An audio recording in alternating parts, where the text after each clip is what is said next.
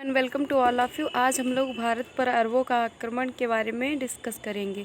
इसके पहले हम जैन धर्म, बौद्ध धर्म, वैदिक सभ्यता इत्यादि इसके पहले के जो पार्ट हैं उनको हम डिस्कस कर चुके हैं। अगर आपको वीडियो चाहिए तो प्लेलिस्ट में जाकर देख लीजिएगा। चलिए स्टार्ट करते हैं कि ये है कि अरबों के आक्रमण कौन से सक्सेसफुल हुए हैं, सबसे ज़्यादा यही पूछा जाता। तो सबसे पहला अरबों का आक्रमण 712 ईस्वी में हुआ था, जो MBT यानी मोहम्मद बिन कासिम के द्वारा किया गया था। यही सफल हुआ था सबसे पहला आक्रमण।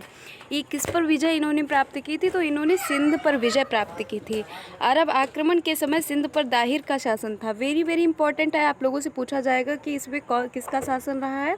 तो राजा दाहिर का शासन रहा है उस टाइम, और इस पर इन्होंने विजय प्राप्त की है। भारत पर अरब वासियों के आक्रमण का मुख्य कारण, वेरी इंपॉर्टेंट है, आप लोग मार्क करिए इसको, कि इनका मुख्य उद्देश्य क्या था, किस लिए आए थे यहाँ।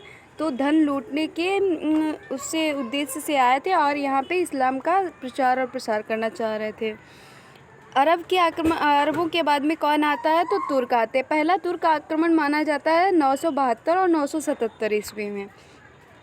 किसके द्वारा किया गया? तो अल्पतगीन नामक एक तुर्क सरदार था। 932 ईस्वी में इसने इसकी स्थापना की। तुर्क सरदार ने किसकी स्थापना की? गजनी साम्राज्य की स्थापना करता है। राजधानी किसको बनाता है? राजधानी भी गजनी को ही बनाता है।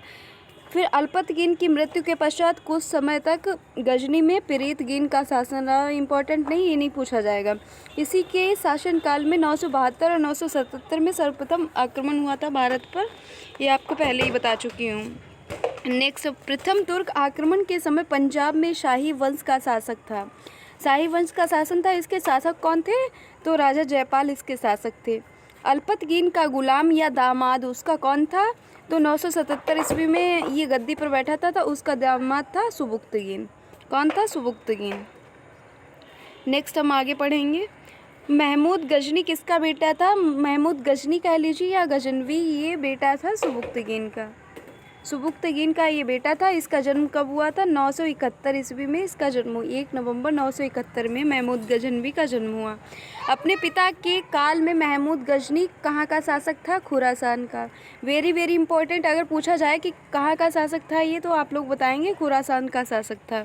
महमूद गजनी 27 वर्ष की अवस्था में ही, जब ये 27 साल का हो गया था, तो इसने क्या किया? गद्दी पे बैठ गया। ये कब बैठा? 998 ईस्वी में ये गद्दी पे बैठा। नेक्स्ट, बगदाद का खलीफा अल आदिल बिल्लाह ने महमूद गजनी के पद को मान्यता प्रदान करने के लिए क्या किया? उसने इसको यमीनुद्दौला या यामीन उल मिल्लाह की उपाधि से सम्मानित कर दिया। किससे? यमीन उद्दौला या यामीन उल मिल्लाह की उपाधि से इसको सम्मानित किया गया।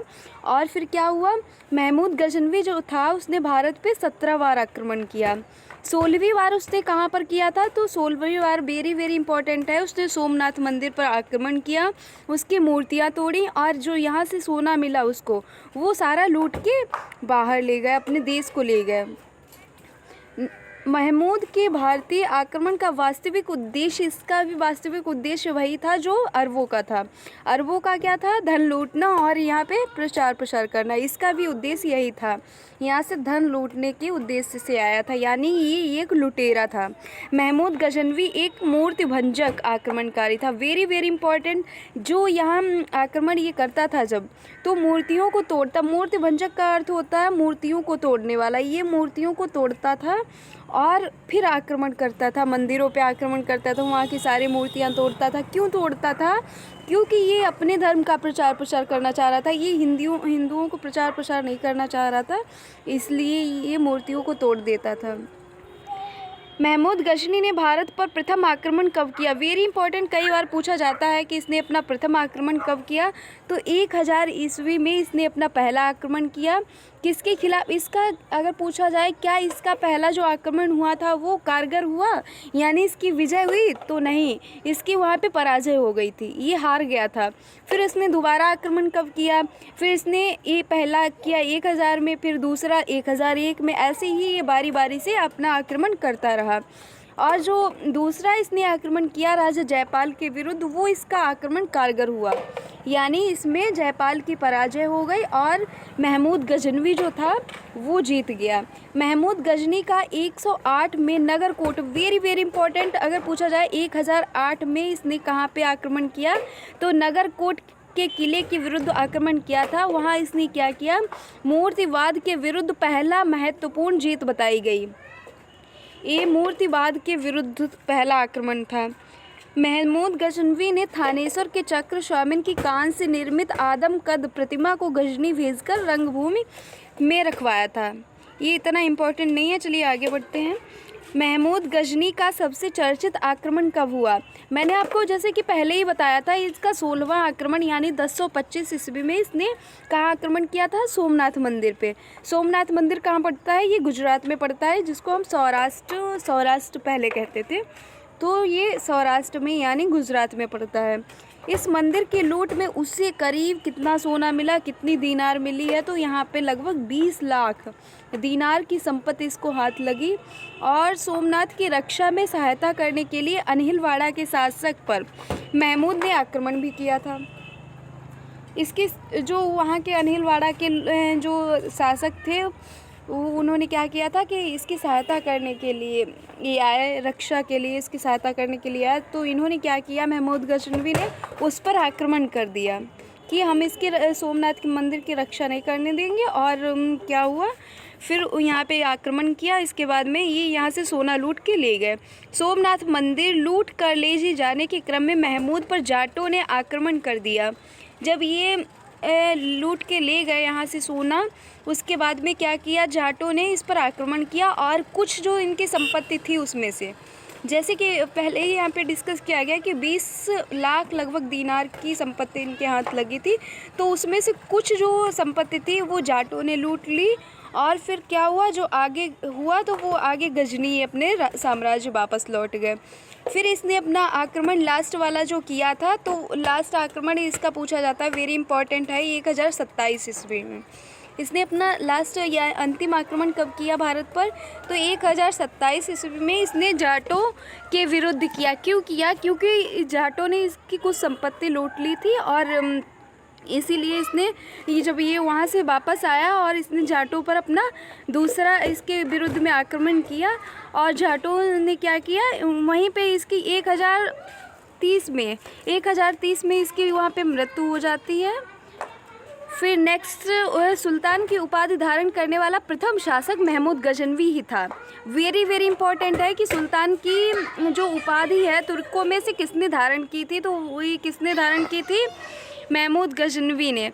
महमूद की सेना में शेवंदराय एवं तिलक जैसे हिंदू उच्च पदों पर आसीन थे। अलवरूनी है, फिरदौसी है, उतवी है, फरूखी है, महमूद गजनवी के दरबार में रहते थे। ये लोग कहाँ रहते थे? महमूद गजनवी के दरबार में ही रहते थे। वेरी वेरी इंपॉर्टेंट है ये, अगर पूछा जाए अलवरूनी किसके दरबार में रहता था, फिरदौसी किसके दरबार में रहता था, उतवी कहाँ रहता था, और फरूखी ये है महमूद गजनवी के दरबारी। नेक्स्ट हम पढ़ेंगे मोहम्मद गौरी को। मोहम्मद गौरी कहाँ का था? तो मोहम्मद गौरी इनके बाद में आता है। और गौर महमूद गजनी के अधीन एक छोटा सा राज्य होता था। 1173 ईस्वी में शहाबुद्दीन मोहम्मद गौरी गौर का शासक बनता है। कब बनता है? 1173 ईस्वी में जब इसका शासक बनता है, तो इसका भी आक्रमण इसने भी किया था इसी उद्देश्य से कि हम भी कुछ सोना लूटने जाएंगे भारत से। उस टाइम क्या भारत को बोला जाता था? सोने की चिड़िया, क्योंकि यहाँ पे काफ़ी सोना और बहुत सी ये जो है सोना चांदी इत्यादि पैसे रहते थे, तो यही सब आक्रमण करती थी इसी वजह से। 1175 ईस्वी में मुल्तान के विरुद्ध इसने आक्रमण किया। मोहम्मद गौरी का दूसरा आक्रमण कब हुआ? 1178 ईस्वी में। इसने भी पाटन गुजरात पर आक्रमण किया और यहाँ का जो शासक था भीमसेन गौरी को बुरी तरह परास्त किया। क्यों? जब भीम फर्स्ट था तब कौन आया था? महमूद गजनवी आया था। जब भीम सेकंड था तो कौन था? मोहम्मद गौरी। मोहम्मद गौरी के टाइम भीम सेकंड था, उसने मोहम्मद गौरी को बहुत सारी मार लगाई और इसको यहाँ से परास्त करके भगा दिया। जब ये यहाँ से भाग जाता है, फिर आगे क्या होता है? युद्ध होते हैं। यहाँ पे वेरी वेरी इंपॉर्टेंट युद्ध है। युद्ध के बारे में हम देख लेते हैं एक बार। तराइन का प्रथम युद्ध अगर आपसे पूछा जाए तो 1191 में तराइन का प्रथम युद्ध हुआ किसके किसके बीच में? गौरी और पृथ्वीराज चौहान के बीच में। इसमें चौहान विजयी होता है। फिर तराइन का द्वितीय युद्ध होता है, अगली बार वो वापस आता है, और जब वापस आता है तो गौरी और पृथ्वीराज चौहान के बीच में फिर से युद्ध होता है। ध्यान रखिए, फिर वहाँ पे गौरी विजय होता है, विजयी हुआ गौरी, और फिर पृथ्वीराज चौहान को यहाँ पे इसने बंदी बना लिया। फिर नेक्स्ट तीसरा युद्ध होता है चंदावर का युद्ध 1194 ईस्वी में। ये राजा जयचंद के खिलाफ करता है गौरी, तो इसमें गौरी ही विजय होता है, और यहाँ राजा जयचंद को भी बंदी बना लेता है ये। तराइन के प्रथम युद्ध में पृथ्वीराज चौहान का सेनापति स्कंद था। कौन था? स्कंद। वेरी इंपॉर्टेंट नहीं है फिलहाल। नेक्स्ट आगे बढ़ेंगे। मोहम्मद गौरी भारत के विविध प्रदेशों पर शासन का भार अपने गुलाम सेनापतियों को सौंपते हुए गजनी लौट जाता है। जब ये गजनी लौट गया और उसकी हत्या कब हो गई? वहाँ पे 15 मार्च 1206 ईस्वी में इसकी हत्या कर दी गई। तो इसका ही एक गुलाम या इसका एक दास था। दास कौन था इसका? कुतुबुद्दीन ऐबक। फिर वो दिल्ली सल्तनत में आ जाता है। इसके बाद में हम दिल्ली सल्तनत को पढ़ेंगे नेक्स्ट वीडियो में। Thanks for watching this video.